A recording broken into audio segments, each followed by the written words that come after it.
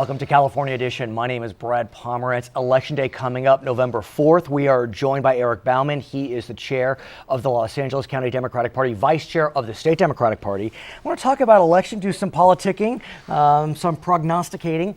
Couple of races on the statewide side where you have Dem versus Reap, and I'm not making a judgment, but they're considered the tighter races, and that would be Secretary of State and Controller.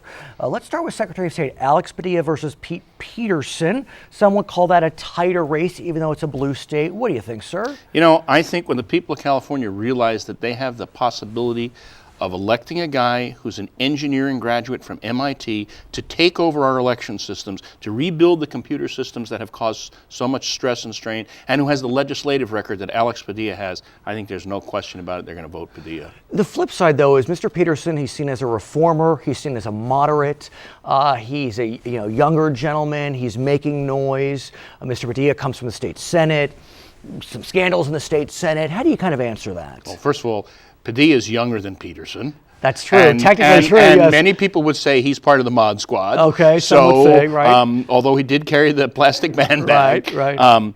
But I think at the end of the day, the people of California want forward-thinking progressive leadership. It's the reason they elect Democrats to every office in the state. And Padilla is part of that team. He looks like California.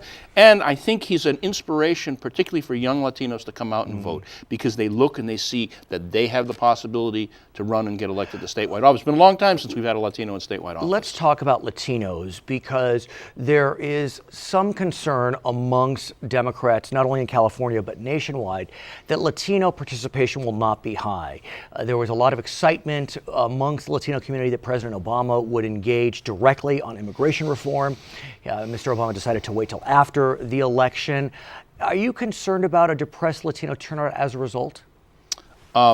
I am concerned that we have to make sure to fire up the community, to make sure that that voters from the Latino community, just like voters from all communities and in particular communities of color, are clear that it is the Democratic Party who stands up for them, that who is working to move policies that will help create the best educational opportunities, the best job opportunities, the best future for them. But how do you... and so that's the reason we're engaging door to door, literally door to door, in those communities. Let's talk about the controller's race. Democratic nominee is Betty Yee. Boy, that was a drag-out fight in the primary. Was. Ultimately, she was victorious up against Ashley Swearingen, a Republican from Fresno, seen as an attractive candidate. Some consider her a moderate. Others say she's a very conservative. Papers are coming out in favor of Ms. Swearingen. What's your sense of Betty Yee's chances? I think it's really clear. Betty Yee has the experience in the state's fiscal realm to be the best controller that we can have. There's no question about it. Swearingen runs a city that's bankrupt, that has had, that Neil Kashkari, the Republican nominee for governor, went and pretended to be homeless in and talked about how terrible that city was. And that's the city that she's the mayor of. What's so interesting about that incident is that, as you may remember, the Republicans held their convention recently, and both Mr. Peterson and Ms. Swearingen, the two Republicans who are seen as somewhat viable statewide, just what's being said, they wouldn't say that they were supporting Mr. Kashkari. Well, look, the base of the Republican Party is white and older. Kashkari is trying to say, elect me, I'm a guy whose positions are anathema to conservatives, and yet he's trying to say he's a conservative. He doesn't fit their mold. He doesn't fit the Democrats' mold. He doesn't fit the Republicans' mold. And that's why Jerry Brown's going to win in the landslides. Let's talk about the state legislature. I want to focus first on the Assembly. The Democrats are trying to keep their two-thirds majority. There are a few seats, actually in this area, that are in question for the Democrats. Sharon Quirk-Silva, an Orange County seat. Steve Fox, mostly an LA County seat. Jackie Irwin, a Ventura County seat with some LA County in it. Talk to us about the two incumbents, Quirk-Silva and Fox. Well, the first thing I want to tell you about Sharon Quirk-Silva is, people always talk about politicians who are afraid of their own shadows.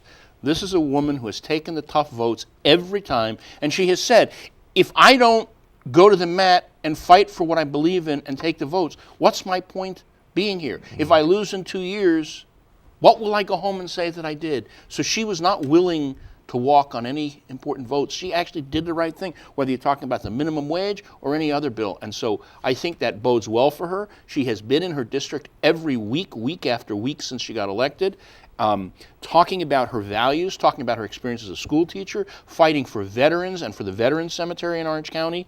I mean, these are big issues. But she, like Mr. Fox, both their wins were seen as surprises. Both those seats fairly Republican. So there's just view it was an accident, it was the Obama coattails. Where does Well, Silva... let's be clear. It was seen as a surprise by talking heads and Republicans. It was not seen as a surprise by the people who planned the sneak attack that won those elections. And I can tell you that it was well thought out and well planned. And Quirk Silva's campaign is a top flight campaign, and we're working hard every day. And as for Mr. Fox, look, it's very tough for a Democrat to get elected in the Antelope Valley, but you know, he's gone up there and he managed to push through one of the most important bills that could happen.